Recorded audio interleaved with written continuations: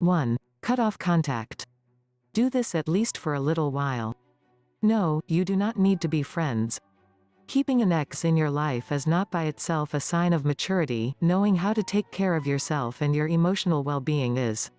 Many people hang on to the idea of friendship with an ex as a way to keep the possibility of the relationship alive because the idea of completely letting go seems too overwhelming. While, depending on the circumstances, a friendship may eventually be possible, being friends can't happen in a genuine way until you have healed through most if not all of the pain, which takes time. Being your own best friend is what is most important during a difficult breakup, and that means not putting yourself in situations that don't lead to feeling good. When you are hurting, you are vulnerable. Protecting yourself with healthy boundaries is an essential part of good self-care.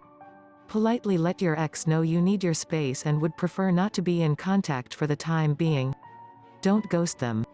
2. Let go of the fantasy. Many people don't realize that a large majority of the pain they experience during a breakup has nothing to do with the relationship they really had. Relationships always end for a reason. It is rarely a complete surprise because things generally haven't been going well for a while.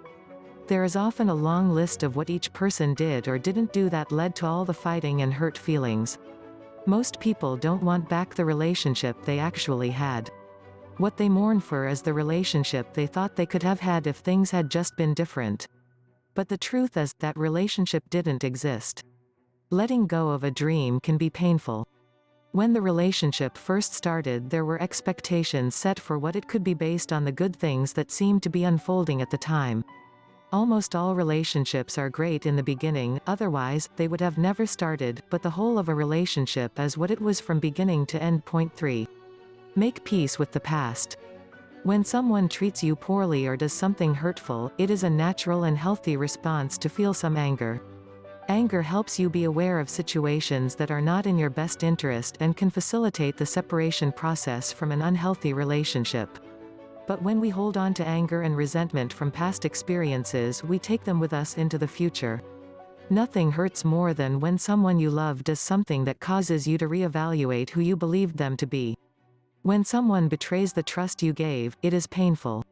But letting another's actions limit your ability to move forward means he or she still exerts control over your life. Forgiveness isn't about letting the person off the hook for his or her bad behavior, it is about your emotional freedom. Point 4. Know it is okay to still love them.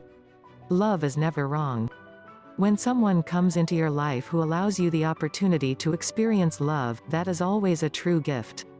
Part of maturity, however, is recognizing that love by itself isn't always enough to make a relationship work. Many other factors and circumstances, such as timing, incompatible values, or the choices we make, play a significant role in whether a relationship can thrive. But moving on from a relationship that isn't working isn't always about ending the love you feel. Sometimes, the only way to let go is to love someone enough to want the best for him or her, even if that means not being together. Point 5. Love yourself more. Ultimately, moving on from a relationship that wasn't working is about loving yourself. For some, this is the hardest part. Believing that you deserve to be in a loving relationship with someone who shares your values and treats you well requires that you view yourself in a positive light. If just the thought of this seems daunting because your inner dialogue is filled with negative self-doubt, criticism, or self-loathing, you may need to enlist the help of a professional. You can't expect someone else to treat you better than you treat yourself.